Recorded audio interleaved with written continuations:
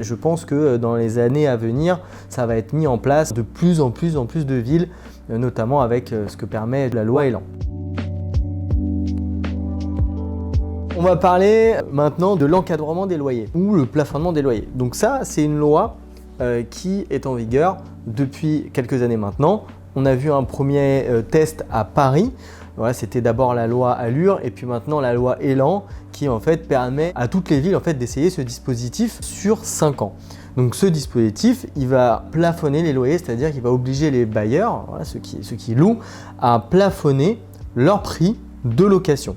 Cette loi, elle est, on va dire, bien pour les locataires et qui du coup vont avoir effectivement une protection en plus sur l'envolée des prix. Bon, pour les investisseurs, c'est évidemment moins intéressant et moins bien puisqu'on se retrouve avec des loyers plafonnés et donc des investissements qui sont un peu bridés par cela.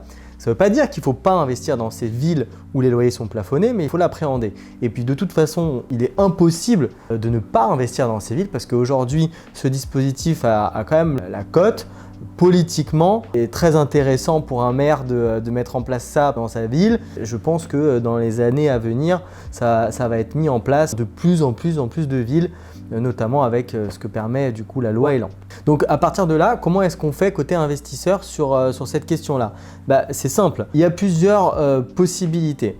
La première possibilité, c'est d'investir directement dans une ville où les loyers sont plafonnés. On investit à Paris, les loyers sont plafonnés, ou on investit dans d'autres villes. Et on peut aller sur Internet, il y a des sites qui nous permettent de calculer ces loyers. Si on fait notre offre en fonction de ça, on voit si le projet fonctionne, si l'investissement tient, est terminé. Puis maintenant qu'on sait que c'est déjà plafonné, ça suit après l'évolution du marché. Il y a des indices avec l'inflation et on est tranquille. La deuxième solution, c'est d'essayer d'investir dans des villes où on pense que le loyer ne sera jamais plafonné. Bon, en général, je pense à des villes avec une population assez bourgeoise. Dans ces villes-là, il y a peu de chances que ces lois soient mises en place. Maintenant, l'inconvénient, c'est que souvent dans ces villes bourgeoises, l'immobilier est cher, donc la rentabilité est faible. Donc on se retrouve avec un loyer déplafonné, mais une rentabilité faible. Donc ça, c'est à vous de voir et à vous de juger sur ce point-là. Et puis il y a toujours un risque de changement de mairie qui persiste et avec cette loi qui peut être mise en place. Donc il faut toujours se méfier. Et donc il y a un troisième scénario, c'est d'investir dans une ville où le loyer n'est pas plafonné, mais on sait pertinemment que ce loyer va l'être un jour. Je pense notamment à quasiment la totalité des villes du 93, mais on peut toujours faire des calculs avec les outils mis à disposition sur les villes qui aujourd'hui sont plafonnées pour voir si notre investissement marchera quand même. Et ensuite, il y a quand même des marges de manœuvre et des petites possibilités d'optimisation qui sont intéressantes même si on a un loyer plafonné, puisque dans le texte de loi, je vais vous donner deux exemples faciles. On parle de plafonnement de loyer sur l'appartement déjà, donc ça veut dire que si vous avez un logement avec un parking, il est possible de dissocier le parking de l'appartement, du coup de déplafonner le loyer en louant le parking et d'optimiser un petit peu son revenu locatif. Donc ça, c'est une petite astuce.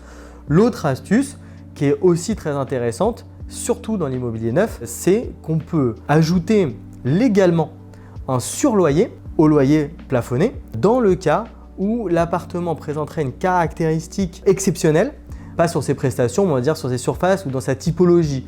Je donne un exemple, une très grande terrasse exceptionnelle dans l'immeuble ou alors une vue sur un monument historique. Ce type d'élément va pouvoir permettre au bailleur d'appliquer un surloyer, c'est écrit dans les baux, qu'on peut appliquer et du coup venir déplafonner ce loyer.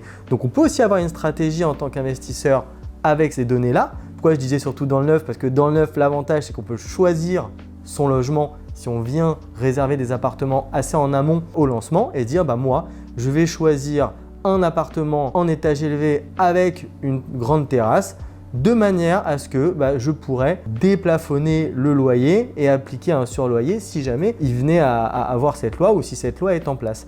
Et du coup, ce qui revient à avoir un appartement tout à fait classique dans un quartier porteur sans cette contrainte-là.